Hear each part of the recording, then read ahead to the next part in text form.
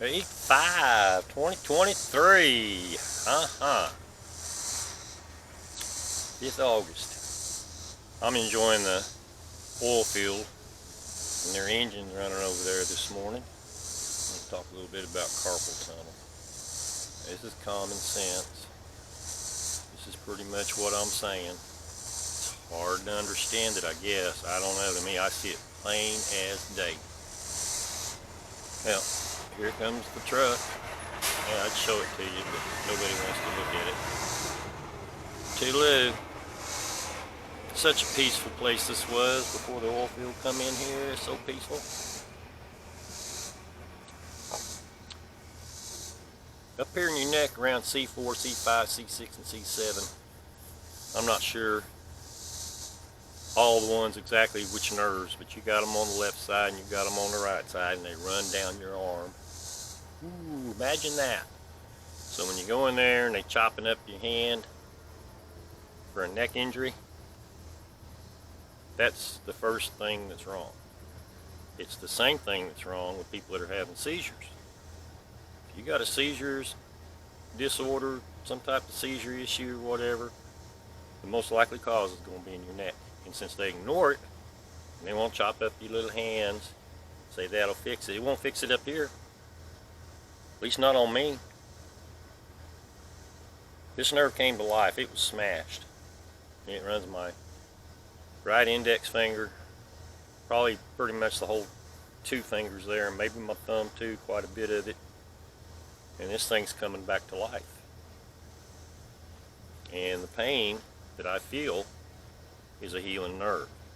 It's smashed, and now it's open, and it's allowed to do what it's supposed to do, but it's swelled, and it's agitated from being smashed. It's got some edema, you know. It's a swelled nerve, so until this nerve swelling goes down, this nerve's really touchy when I cough.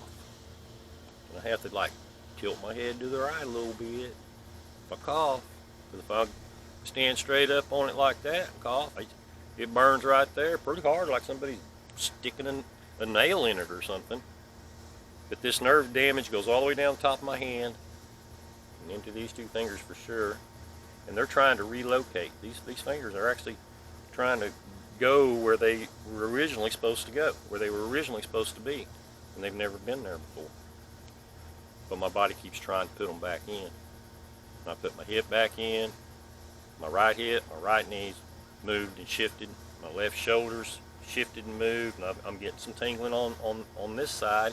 On my left side, it's just not near as acute as it is on my right side. Now, lots of burning sensations, lots of itching. My legs, my skin on my legs burns. Not constantly like it did. It did just constantly burn. Before I was ever unlocked, when I was hung up, my skin burned. So after unhanging my Atlas and moving my stuff back in, it's not surprising my skin still burns some. Not as bad as it was. I've had improvements. I've had improvements all the way across the board.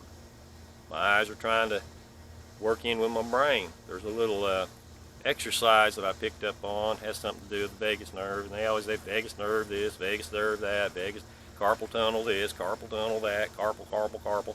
And hey, you got MS, seizures, lupus, RA, they all same thing. You got a messed up neck. A messed up neck that's being ignored. And you're your only hope right now. There's no crew of doctors up there waiting for you to come in there and put your neck back in. They will let you die. Scoliosis, kyphosis. They'll give you some kind of label. Just all kinds of labels. Label. All for the same thing. Your poor little old neck is messed up.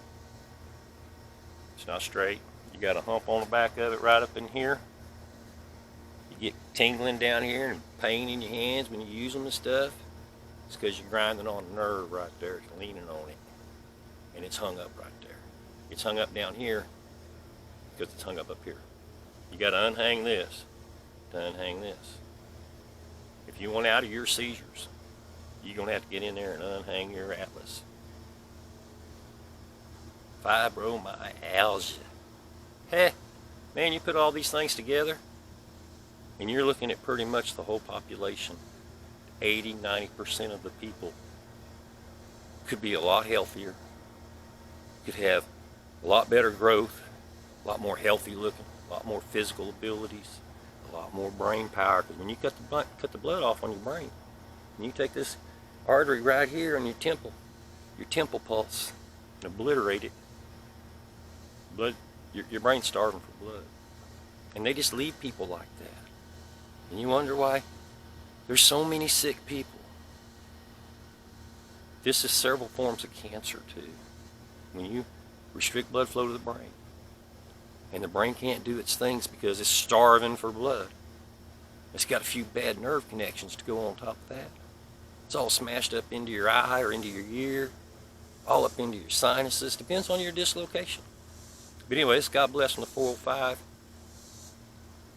It's obvious to me. I don't know how much more obvious it could get. You will die from your ignored neck injury. That'll be the most likely cause of your death, most likely cause of your high blood pressure, most likely cause of your kidney failure, your liver failure. I mean, you can drink yourself to death. You could probably smoke yourself to death. But hey, that ain't why most people are dying. People are dying from ignorance. It's just that simple. Ignorant system, blind leads the blind. You trust the blind, so here you are.